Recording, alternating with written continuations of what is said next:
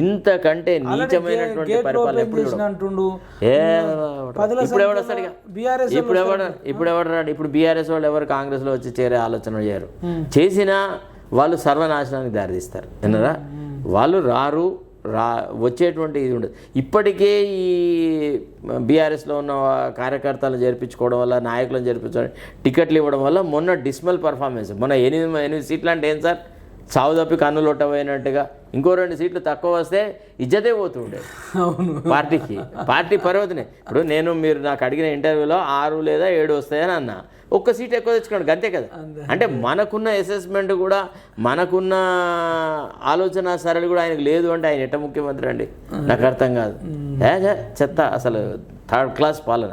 అందుకోసం నేను ఈ మధ్య ఏంటంటే ఈయన పరిపాలన గురించి మాట్లాడడం కంటే ఎక్కువగా ప్రజల సమస్యల మీద మాట్లాడడానికి ఇష్టపడతాను. Right sir, right. అయితే లాస్ట్ ఇప్పుడు బీజేపీలోకి హరీష్ రావు వెళ్తుండు, గంగుల కమలాకర్ వెళ్తురు అంటారు.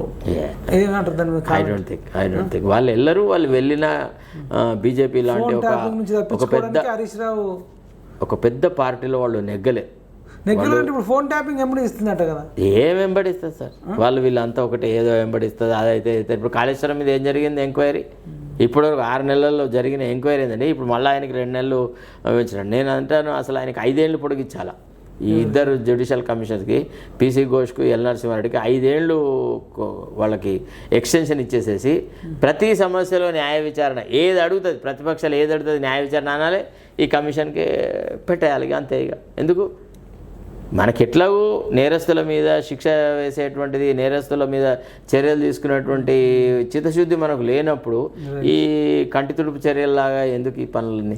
ఇప్పుడు మల్లారెడ్డి కూడా టీడీపీలోకి వెళ్తాడంటారు. ఈ మధ్య టీడీపీ తెలంగాణలో పుంజుకునే అవకాశం ఉంది, చంద్రబాబు నాయుడు గెలిచిండు ఆంధ్రాలో అని అంటారు. మల్లారెడ్డికి ఏం విశ్వసనీయత ఉంది? మల్లారెడ్డి చేతి ఏం పరగొడతాయి. కానీ కొత్త వ్యవహారం చేస్తాడు. ఒకటి, చంద్రబాబు నాయుడు తెలంగాణలో టీడీపీని పెంచాలి, పోషించాలనుకుంటున్న దాని వెనుక చాలా పెద్ద దురుద్దేశం ఉంది. అంటే తెలంగాణ మీద తన పట్టు సాధించుకోవాలా. ఎందుకంటే ఆయన ఏంటంటే నా పార్టీని బీఆర్ఎస్ వాళ్ళు నాశనం చేసినారు.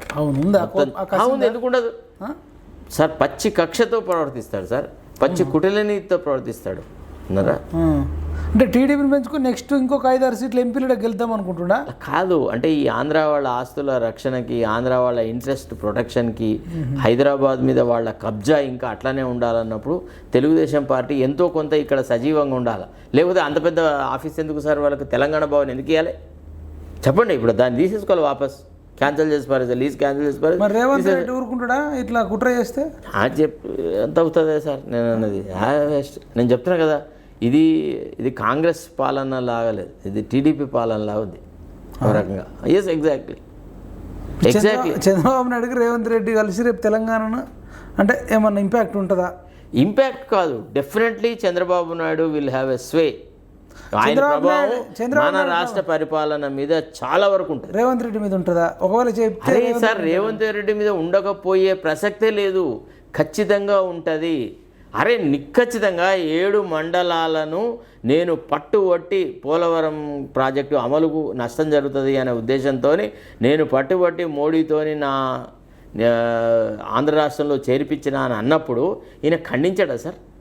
ఇంత నీచమైన సంస్కృతి ఉంటుందా, ఇట్లాంటి పద్ధతి ఉంటుందా అని ఒక్క మాట అన్న ఏ విధంగా? అసలు యాక్చువల్లీ తెలంగాణకు సంబంధించిన ఏ అంశం మీద ఈయన నిటారుగా నిలబడి నిర్ణయం తీసుకోగలడు చెప్పండి ఒక మాట. అసలు మొత్తంగా విశ్వసనీయతే లేదు ఈ ముఖ్యమంత్రికి. ఆయన ఏం చేసినా ఇప్పుడు చూడు, ఇప్పుడు ఆ పరిపాలన సరిగా చేయక వాస్తు మార్పులు అని చెప్పేసి ఈ గేట్ తీసి ఆ గేట్ పెడతాడు, ఆ గేట్ తీసి ఇటు పెడతాడట, ఈ దీంట్లో చెట్టర్ అవుతాడు, దాంట్లో పోతాడట. నిన్నగాక మొన్న కట్టిన బిల్డింగ్ సార్ అది. ఇవాళ ప్రజలేమో మాకు రైతు బంధు, అది కదా సార్, రైతు బంధు అని, రైతు భరోసా అని, విత్తనాల కొరత అని రైతులు ఇక్కడ చచ్చిపోతుంటే ఈయన వాస్తు కోసమని మార్పులు చేస్తున్నారు. నేను అడిగేది ఒక్కటే ప్రశ్న సార్, నా డౌట్. కేసీఆర్ అయితే పాత బిల్డింగ్ వాస్తు ప్రకారంగా లేదనే కదా దాని అంతా గులగొట్టి కొత్తది కట్టినాడు. రాష్ట్రం ఆర్థిక ఇబ్బందుల్లో ఉన్నా కానీ అన్ని వేల కోట్లు పెట్టేసేసి ఆ బిల్డింగ్ కట్టినాడు. ఆయన అయితే వాస్తుని నమ్మే చేశాడు కదా, వాస్తు పండితులు చూసే చేస్తుంటారు కదా అన్ని. ఇప్పుడు మళ్ళీ దాంట్లో వాస్తు లోపం ఎక్కడ అంటే ప్రభుత్వం మారినప్పుడల్లా కొత్త సెక్రటరీ కట్టుకుంటే బెస్ట్గా. ఎవడైనా పాడుపడ్డ స్కూళ్ళకి నీకు బిల్డింగ్ కన్స్ట్రక్షన్ లేదు, స్కూళ్ళ ఇంప్రూవ్మెంట్కి లేదు, స్కూళ్ళలో వసతులకి ఎంత ఖర్చు పెట్టారు. కానీ ముఖ్యమంత్రి వచ్చిపోయేదానికి వాస్తు నెపంతో ఇన్ని వందల కోట్లు ఇంత డబ్బు ఖర్చు పెట్టాలా? అసలు యాక్చువల్లీ ఈ వాస్తు కోసమని ఈనాడు సచివాలయానికి జరుగుతున్న ఈ మరమ్మతులలో ఎంత ఖర్చు అవుతుంది అని ముఖ్యమంత్రి డిక్లేర్ చేయాలి. ఇది అవసరమా? Is it A useful expenditure? అంటే ఇప్పుడు మీరు మొత్తానికి ఆయన సరిగ్గా పరిపాలిస్తలేడు అంటారా? ఏం పరిపాలన సార్? నీకు అసలు ప్రయారిటీ ఐటమ్స్ ఏవి తెలియట్లేదు.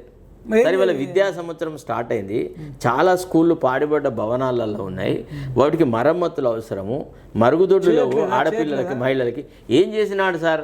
100 అవసరం ఉంటే 1-2 చేసి నేను చేసిన అంటే అయిపోయిందా?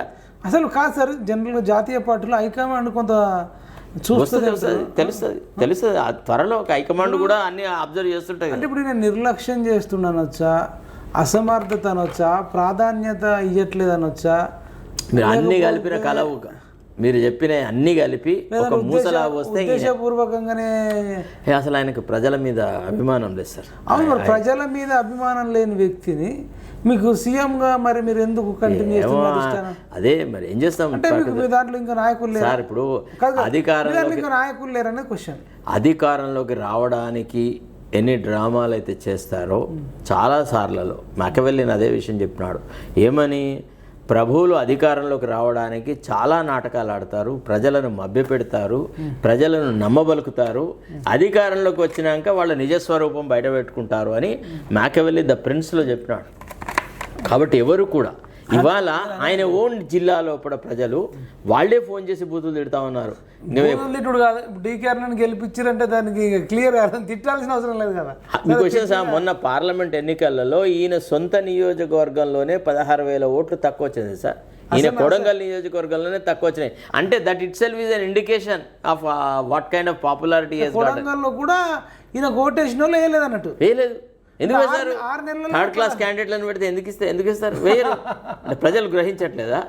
నీవు ఇంకో పార్టీలోంచి ఎత్తుకొచ్చేసేసి పార్టీలో టికెట్ ఇచ్చి నువ్వు నిలబెడితే ఆ కోడిగుడ్లోడికి లైట్ తీసుకున్నారు ప్రజలు.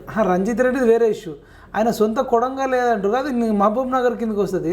వంశీచందర్ రెడ్డిని ఆయన ఫ్రెండే కదా, మీ కాంగ్రెసే కదా సార్. ఇంకో చెప్పన్నా, అన్ఫిటా? ఇప్పుడు అదంతా ఒకటే జిల్లా కదా సార్, ఒకప్పటి జిల్లా, ఉమ్మడి జిల్లా లోపల ఈయనను ఎప్పుడు కూడా మనం ఎన్ని జిల్లాలుగా విడగొట్టినా ఇంకా కూడా ప్రజల యొక్క ఆలోచన సరళి ఉమ్మడి జిల్లాల వ్యవస్థగానే ఉంది. ఫీలింగ్ ఉంది. ఆ రకంగానే వాళ్ళు ఆలోచన మొదలెట్టినారు. వాళ్ళు జీర్ణించుకోలేకపోయినారు. అంటే ఈయన మాట్లాడే ఇంపాక్ట్ అంతటి ఉందంటారు. డెఫినెట్లీ ఉంటుంది.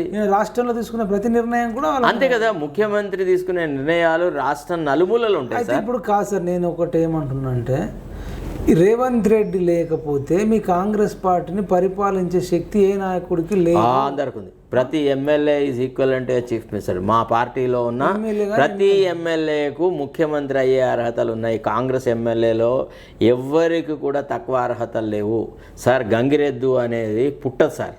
ఏ ఎద్దు మీద చెద్దర్లు వేస్తే గదే గంగిరెద్దు అవుతుంది. రంగురంగుల బట్టలు అంతే. ఏ ఎమ్మెల్యేను నువ్వు ముఖ్యమంత్రి అని మా పార్టీ డిసైడ్ చేస్తే ఆ ఎమ్మెల్యే, ఫర్ ఎగ్జాంపుల్ ఎవరు ఎక్స్ తీసుకొచ్చి పెడితే చేయగలుగుతాడా? ఎందుకు చేయలేదు సార్. ఇంతకంటే బ్రహ్మాండంగా చేస్తారు. మీకు వచ్చేపన బాగా పబ్లిసిటీ ఉన్న వాళ్ళకు ఓన్లీ పబ్లిసిటీ ఉంటుంది తప్ప పర్ఫార్మెన్స్ ఉంటుంది. ఎవరైతే తమ కార్యాన్ని తాము ముందు పెట్టుకున్నటువంటి ఆబ్జెక్టును చిత్తశుద్ధి చేస్తారో వాళ్ళు పబ్లిసిటీ కోసం కృషి చేయాలి. ఇప్పుడు కోమటిరెడ్డి వెంకటరెడ్డి ఉన్నాడు, పొంగులేటి శ్రీనివాసరెడ్డి ఉన్నాడు, పేర్లు ఎందుకు మీరే చెప్తారు, నేను అంటున్నా కదా. మీరేమో అంటే వాళ్ళు ఒకవేళ ఇస్తే ఇంతకంటే బెటర్ చేయగలుగుతారా? ఉందా కెపాసిటీ? చాలా మంది ఏమంటారు అంటే, ఈయన రేవంత్ రెడ్డి తప్ప కాంగ్రెస్ నుంచి సీఎం ఎవరు చేయలేరు, ఈయననే కేసీఆర్ ను. దానంత పెద్ద బోగస్ మాట విన్నారా? ఎవ్వరికి ఇచ్చినా చేస్తారు. ఉత్తమ్ కుమార్ రెడ్డి గారికి ఇస్తే ఇంకా బ్రహ్మాండంగా చేస్తారు. ఆయనైతే చాలా man of some composer, discipline, decorum ఉంటుంది, ఒక పద్ధతి ఉంటుంది, ఒక డిసిప్లిన్డ్ ఫోర్స్లో పనిచేసిన వ్యక్తి ఆయన. He's far superior to any of these leaders. Uttam Kumar రెడ్డికి ఇవ్వచ్చు అవకాశం ఇస్తే, రేపు కోమటిరెడ్డి గారికి ఇవ్వచ్చు, ఇంకెవరికైనా ఇవ్వచ్చు. శ్రీధర్ బాబుకుందా? నేను అది చెప్పలేను. ఆయన గురించి నేను మాట్లాడితే మళ్ళీ దానికి ఒక క్యాస్ట్ యాంగిల్ పెడతారు. ఎందుకు అదంతా చిత్తాయి ఈ వినయ కొడుకులకు ఈ మెసేజ్లు పెట్టేవాళ్ళు వాళ్ళు ఏంటంటే మనం మాట్లాడే ఫైనల్గా మీరు ఏం చెప్తారంటే, రేవంత్ రెడ్డి కాకపోయినా వేరే వాళ్ళకైనా కెపాసిటీ ఉందంటారు. ఎందుకు లేదు? అందరికీ ఉంది. ఇంకొక రకంగా ఈయనకంటే వాళ్ళు బెటర్, ఎవరైనా బెటర్ అంటారు ఇప్పుడు ఈయన తన పర్ఫార్మెన్స్ ఇంప్రూవ్ చేసుకుంటే మనకి ఈయన మీద శత్రుత్వం లేదు. If you head shown sincere failure అంటారా ఇప్పుడు 6 నెలల్లో?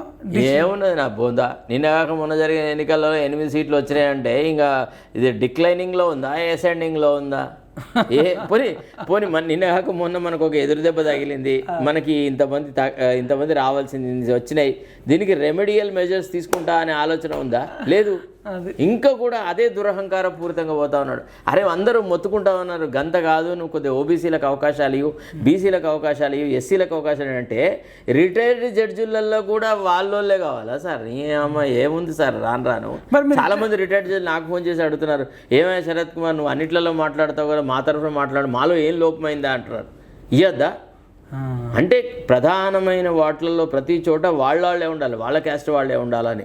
రేరా కమిషన్ చైర్మన్ అంటే చాలా ఇంపార్టెంట్ సార్. ఇవాళ బిల్డర్లు అందరి మీద ఒక ఇది పెట్టేది, అంకుశం పెట్టేది. మరి పోనీ సెలెక్ట్ చేసుకున్న వాళ్ళ కమ్యూనిటీలో సెలెక్ట్ చేసుకున్న వాళ్ళు ఎవరన్నా మంచి వాళ్ళని పెట్టుకున్నా అంటే మోస్ట్ కాంట్రవర్షియల్ జడ్జికి అపాయింట్మెంట్ ఇచ్చినాడు.